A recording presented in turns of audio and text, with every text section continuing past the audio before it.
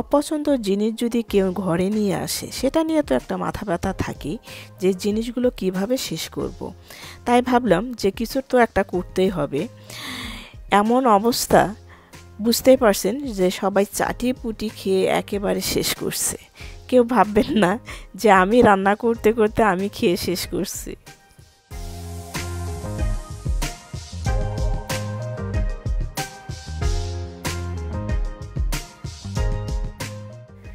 আসসালামু আলাইকুম, আপনারা সবাই কেমন আছেন?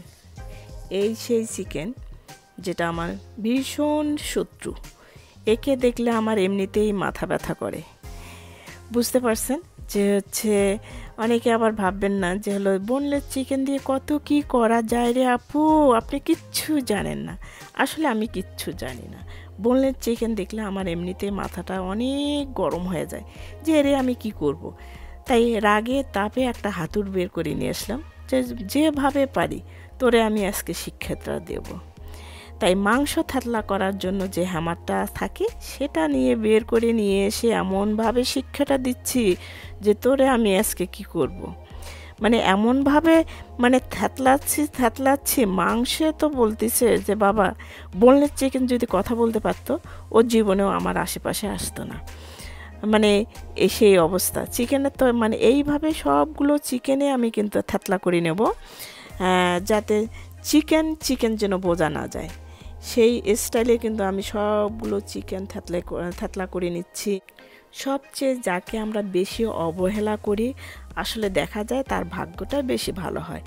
আর যে জিনিসটা আমরা অবহেলা করে রান্না করি সেই জিনিসটা দেখা যাবে সবার চেয়ে কিন্তু ওই জিনিসটা অনেক টেস্টি হচ্ছে। সেই রকম হচ্ছে কিন্তু আমার আজকে এই অবস্থা, যে চিকেনটা খুবই রাগে তাপে কিন্তু আজকে আমি সব কিছু করতেছি। আমি বুঝতেই পারিনি যে আজকের এই চিকেনটা এত টেস্টি হবে। তা যাই হোক,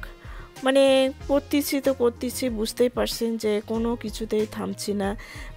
সবগুলো চিকেন যত রাগ আছে সব কিন্তু ঝাড়লাম। তো এর মধ্যে সমস্ত মশলা দেওয়ার পরে কিন্তু আমি দুই ভাগ করে একটা বাটিতে তুলে রাখছি, আর একটা আলাদা করে আমি একটু চালের গুঁড়া আর ডিম দিয়ে দেবো। 2টা ডিম নিছি, সেটা ডিম দিয়ে নিছি।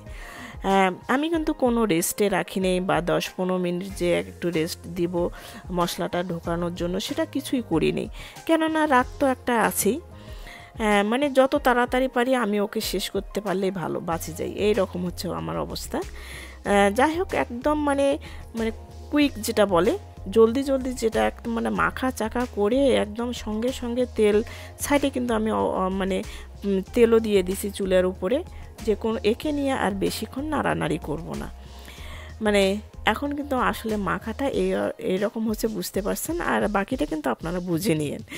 তো এখন তেল গরম হওয়ার সঙ্গে সঙ্গে সবগুলো চিকেন আমি একটু একটু করে দিয়ে দিলাম, পাতিলে যতটুকু ধরে সব ওইভাবে দিয়ে দিচ্ছি। চিকেন ফ্রাই দেখে মনে হচ্ছে KFC ফেল হয়ে যাবে, এমন একটা টেস্টি হচ্ছে। আমি আসলে বোঝাতে পারবো না যে আসলে কেমন হয়েছিল। এই তো আমি যে ভাজতেছি আর কিন্তু পিঠে কিন্তু এদিকে কিন্তু শেষ হয়ে যাচ্ছে। আমি চিন্তাই করতে পারিনি যে চিকেনগুলো চোখের পলকে শেষ হয়ে যাবে। তাহলে মনে করেন যে কেমন টেস্টি হয়েছিল। আর বাকিগুলো যে রেখেছিলাম আলাদা করে, সেটা এখন আমাকে করতে হবে। তো বুঝতে পারছেন কতটা সুন্দর হয়েছে, অবহেলা করছিলাম। তো ভালো থাকবেন, আল্লাহ হাফেজ।